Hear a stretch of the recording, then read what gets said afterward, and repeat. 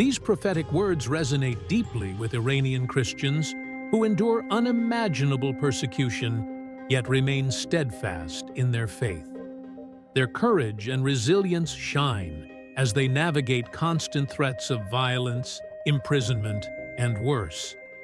Interestingly, while the government responds with harsh repression, many friends and family members of converts show a more understanding attitude. As Todd Nettleton of The Voice of the Martyrs explains, their perspective often shifts to acceptance.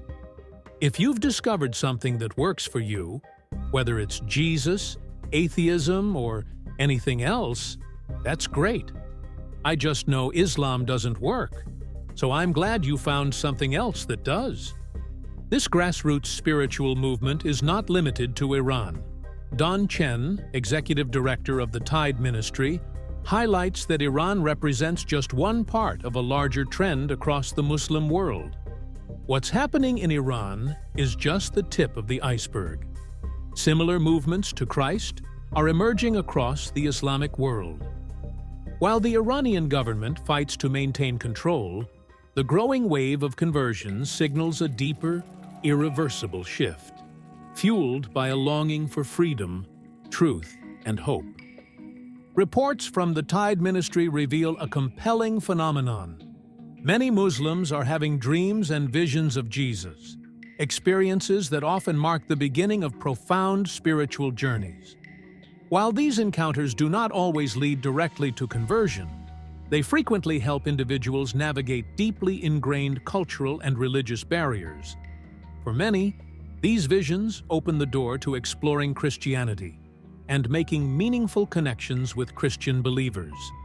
Shank, a representative of the Tide Ministry, notes that people who have these experiences often share similar reflections.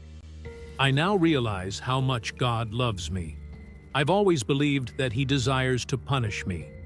Dreams and visions hold particular significance in Islamic culture, where they are often interpreted as divine communication.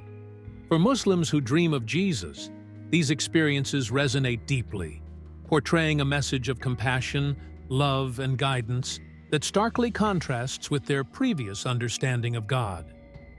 These encounters often leave individuals questioning their beliefs and seeking answers in the teachings of Jesus, marking the start of a spiritual awakening. The transformative nature of these visions has drawn attention not only in Iran, where the phenomenon is most frequently reported, but also across the Muslim world. Shank believes that what is happening in Iran is part of a broader movement affecting the entire Muslim world. In Afghanistan, for instance, secretive Christians face grave risks as they practice their faith under the ever-present threat of Taliban persecution. The danger of exposure creates a pervasive atmosphere of distrust among believers who must navigate the constant fear of infiltration. Shank emphasizes the high stakes. Accepting Christ comes with a very real threat of death. Despite these challenges, feedback from Afghanistan indicates a growing number of people are embracing Christianity, driven by a desire for a relationship with God that feels deeply personal and redemptive. Yemen presents another striking example of this movement.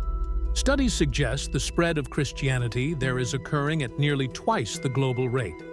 This growth is particularly remarkable given Yemen's deeply entrenched Islamic traditions and the ongoing humanitarian crisis that dominates the country.